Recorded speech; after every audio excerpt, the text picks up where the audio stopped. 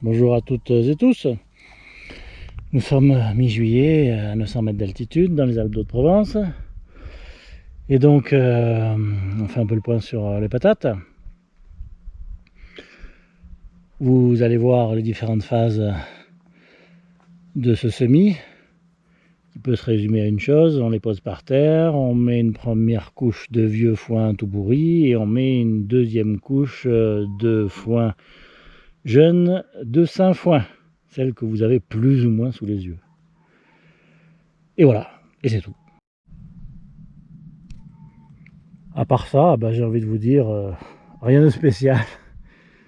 Alors je sais que c'est un peu light comme commentaire. Je pose au sol, je mets du foin par-dessus, j'arrose et j'attends. Mais qu'est-ce que vous voulez que je vous dise de plus? Vous allez voir dans quel état j'ai récupéré les pommes de terre sur cette courte vidéo, ainsi que la variété. Et voilà, c'est parti pour un tour. Bon, cette année il n'y avait que ça. L'année dernière c'était de la Mona Lisa, c'était bon. Cette année on se contentera de ça, écoutez, on verra bien. A priori c'est un port déterminé, c'est-à-dire que, comme je viens de l'apprendre, je vais vous le resservir. C'est-à-dire que c'est une taille basse, on va le dire comme ça. Et du coup les tubercules sont tous en terre, pas besoin de buter. Ça c'est bien pratique par contre, ça évite du boulot quoi. Et surtout avec la technique de le mettre sous foin, c'est sans doute plus pratique d'avoir un port déterminé plutôt qu'un port indéterminé, qui sont plutôt faits pour les tours à patates ou le butage régulier quoi. Voilà. Et oui, je disais ouais, il n'y a que ça parce qu'en fait voilà, il n'y a que ça, hein. C'est le confinement, donc il n'y a pas le choix. En semences en 25 kg bien sûr, vous pouvez en acheter enfin le prix c'est plus le même, hein, si vous l'achetez en petite quantité. Là ça fait 60 € les 50 kg de semences à la COP, hein. Pas trop le choix non plus, on peut pas les acheter à 500 km, hein. Donc voilà, il n'y a plus qu'à attaquer la mise au sol. Et sur quelques photos, comment j'ai dû attendre avant de les semer et comment elles se sont développées dans l'appentis où elles étaient entreposées. C'était un vrai sac de nœuds de germes.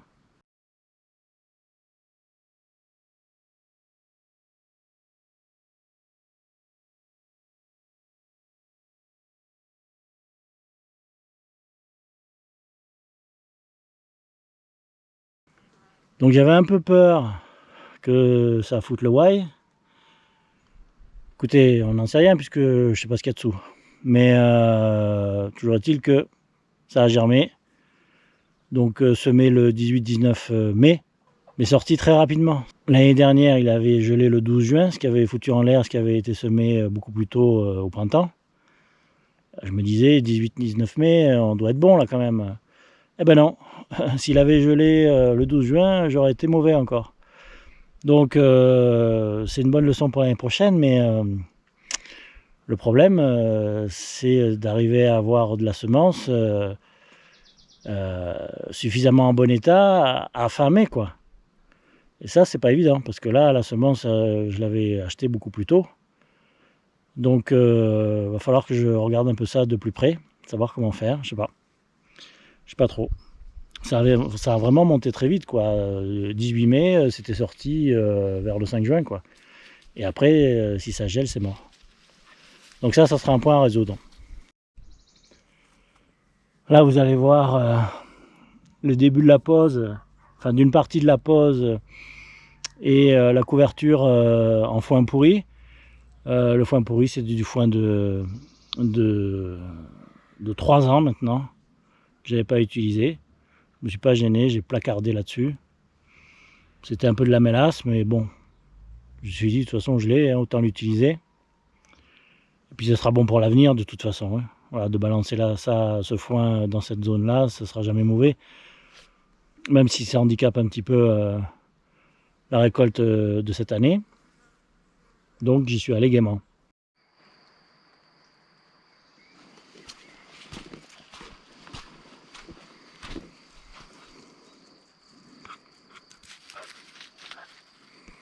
Et voilà pour ce début de plantation des pommes de terre dans les restes d'épinards.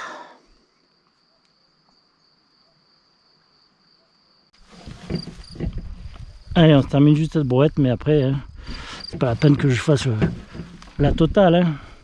Ouais, c'est pas compliqué. Hein. Vous mettez de la gadoue sur les pommes de terre. Quand vous avez vu l'état des pommes de terre, ouais, un joli chardon là qui va pousser. Un joli chardon. Waouh, c'est joli ça. Ça c'est bon pour les papillons ça. Allez, ben encore quelques brouettes pour bien damer le tout. Et oui, on est en montagne. Hein. On a les expressions de montagne. On va pas à la chasse au dahu, mais on dame les patates. Allez, on continue. A plus. J'étais sûr que vous vouliez voir où était mon gisement de foin pourri. Suivez la trace. Suivez la trace. Et voilà. On est au cœur de la mine. De la mine de Gadoue. Voilà. Et ouais. Quand il faut remuer tout ça, c'est pas une sinécure. Et vous avez vu, je sais même pas ce que c'est. Hein. C'est original ça. Regardez. Regardez cette racine qui remonte, qui traverse le foin. Et hop, qui va sortir et qui va faire je sais pas quoi. Ce sera la surprise. Donc voilà. Voilà ma mine de Gadoue de foin. Et ce qui reste, des bottes, des vieilles bottes. Sachant que j'en ai encore une. Il faut faire gaffe d'ailleurs parce qu'on glisse dans ce Gadoue. Encore une à dépioter là. Et c'est physique. Après quoi donc vous allez voir les bottes de Saint-Foin, qui est le foin que j'ai trouvé pour pas cher, hein, tout simplement. Hein.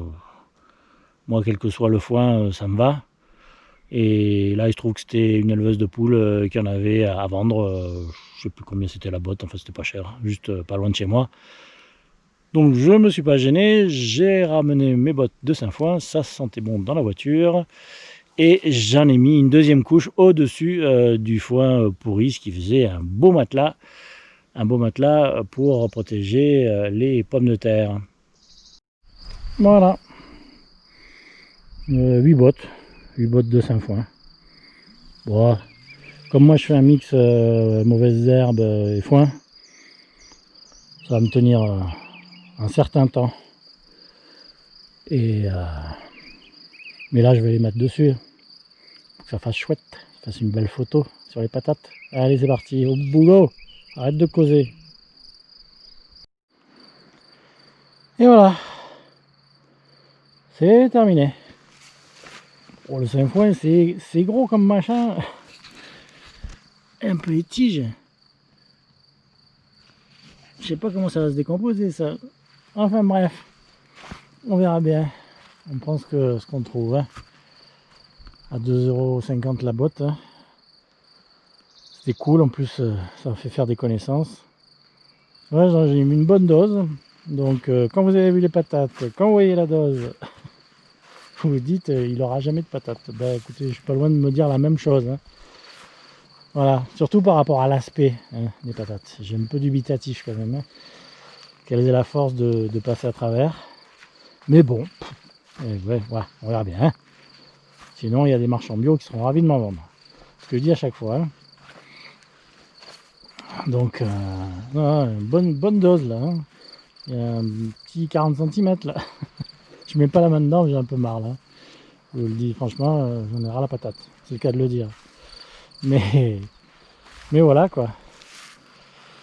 Non mais en fait l'année dernière, pourquoi j'en ai tant mis? Parce que l'année dernière j'avais été un peu feignant. Hein. Donc je trouvais que c'était pas terrible. Voilà, je pense qu'en mettant plus, c'est plus sombre. Enfin bon, bref. Je sais pas si j'ai raison. Hein. Moi, je sais jamais si j'ai raison. Hein.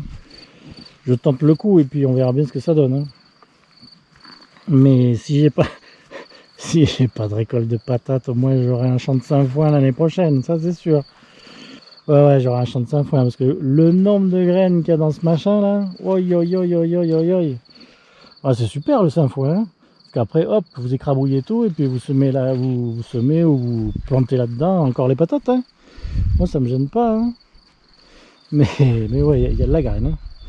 Ça, c'est clair. C'est joli en plus le sainfoin, c'est vachement joli comme plante, tout simplement comme fleur. C'est pas parce que c'est du fourrage hein, que c'est pas joli, hein.